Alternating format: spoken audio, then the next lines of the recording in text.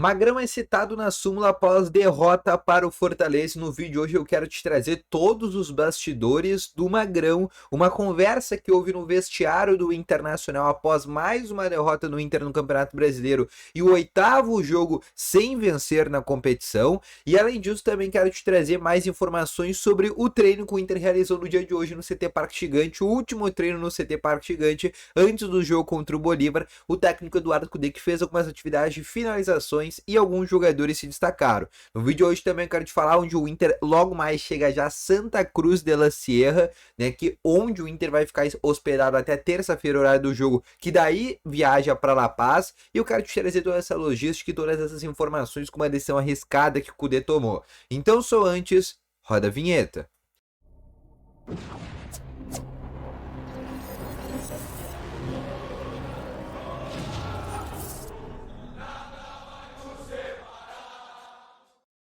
Boa noite, Colorado! Sejam muito bem-vindos aqui a mais um vídeo no canal, e no vídeo de hoje eu quero te trazer mais informações aqui sobre o nosso Inter. Mas antes de começar esse vídeo, eu peço para ti já deixar o teu gostei, te inscrever nesse canal e ativar também o sininho de notificações, tá bom? Além disso, obviamente, eu quero falar aqui do nosso parceiro, no primeiro link na descrição ou no teu navegador, tem a Betano, que é a maior casa de apostas do Brasil, que patrocina o Campeonato Brasileiro, a Copa do Brasil, e utilizando o cupom canal TN, tu ganha um bônus de até R$500 no teu primeiro depósito, e se tu colocar no mínimo 50, tu ganha mais 50 em apostas grátis. Então não perde tempo e aposta agora mesmo na Betano, que é a maior casa de apostas do Brasil, tá bom?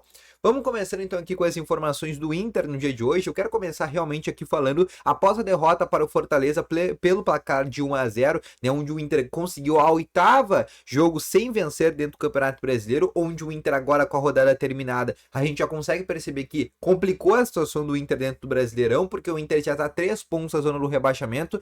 Tá certo que a partir de agora o Inter tem uma sequência de 3 jogos que dá para fazer no mínimo 4 pontos, que eu tô colocando nesse parâmetro, perder para o Flamengo, que eu acho que o Inter vai perder, é a tendência, já que não vai ter Sérgio Rocher e Carlos Depena que tomaram o terceiro cartão amarelo. O Depena ainda bem, diga-se de passagem, mas depois tem o Goiás no Serrinha, que acho que dá para empatar esse jogo, e depois o Goiás tem nada mais nada menos que o São Paulo no estádio Beira-Rio, o São Paulo que vai jogar com o time reserva, já que tem a final da Copa do Brasil.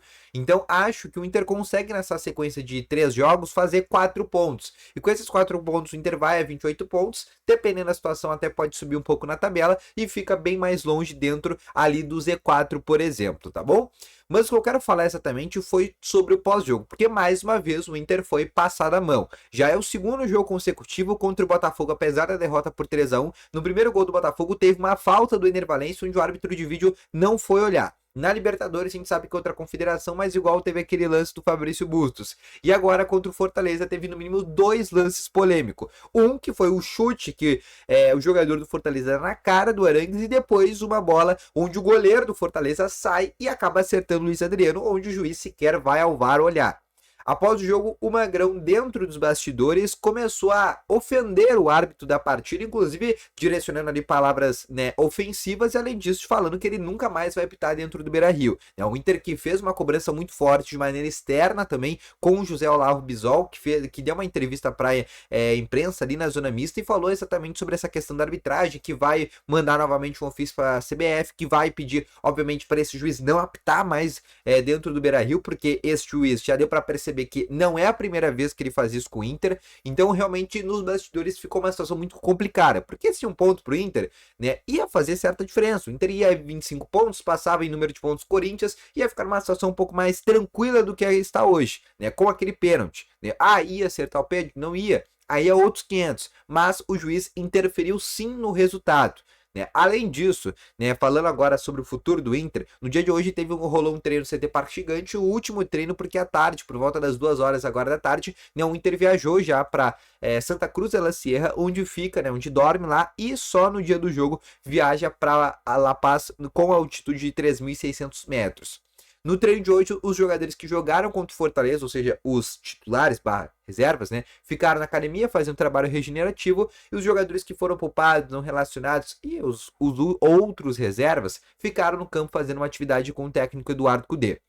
Nesse momento a gente já consegue ver algumas percepções, tá? Ele fez trabalhos de finalizações, inclusive alguns jogadores se destacaram, como o Luca, o Ener Valencia, né? São jogadores que se destacaram nesse trabalho que o Eduardo Cudê fez de finalizações, mas além disso a gente já sabe que o Cudê tá fazendo ali um treino um tanto quanto diferente, porque nesse momento a ideia para o jogo contra o Bolívar, lá na Bolívia, como disse o próprio Eduardo Cudê na entrevista coletiva ontem, vai ser um jogo onde o Inter vai se posicionar de maneira diferente. Por quê? Porque o pulmão não vai ser o mesmo de jogar no Beira-Rio, jogar, por exemplo, no Monumental de Nunes. É um pulmão que vai estar bem mais precário devido ao ar rarefeito. Com isso, ele mesmo já disse, olha, a gente talvez não consiga marcar lá em cima, né? Não vai conseguir fazer uma pressão incessante no Bolívar. Então vai ter que esperar um pouco a equipe, né, da Bolívia vir no campo para o Inter conseguir reagir, né? Ser o famoso time um pouco reativo, né? Jogando ali com 2 linhas de 4 fechadinho e jogando nos contra-ataques. Uma informação interessante, né? Todo mundo sabe que o Ener Valencia nasceu, entre aspas, na altitude, né? Nasceu no Equador. O Equador tem um pouco mais abaixo, né? São cerca de 2.700 pés de altitude, mas o Ener Valencia jogou 2 vezes contra a seleção da Bolívia, no mesmo estádio que o Inter vai jogar na próxima terça-feira, com 3.600 metros, e venceu os 2 jogos. E atuou durante os 2 jogos, durante 90 minutos, e fez 2 gols em um dos jogos. Então é um jogador que está acostumado a jogar altitude, o Ener Valencia vai ser um jogador que certamente vai jogar os 90 minutos, até por isso ele foi poupado contra o Fortaleza. A grande chave desse jogo do Inter realmente se chama Ener Valencia, porque é um jogador que está acostumado à altitude e é um jogador que vai conseguir jogar os 90 minutos com a mesma tranquilidade que joga, por exemplo, no estádio Beira-Rio, porque o corpo, né, o físico do Ener Valencia já está acostumado a esse tipo de situação, já que ele viveu boa parte da vida dele na altitude, só que daí no Equador, onde era um pouquinho mais abaixo, mas ainda assim era muito forte, né, com 2.700 pés de altitude.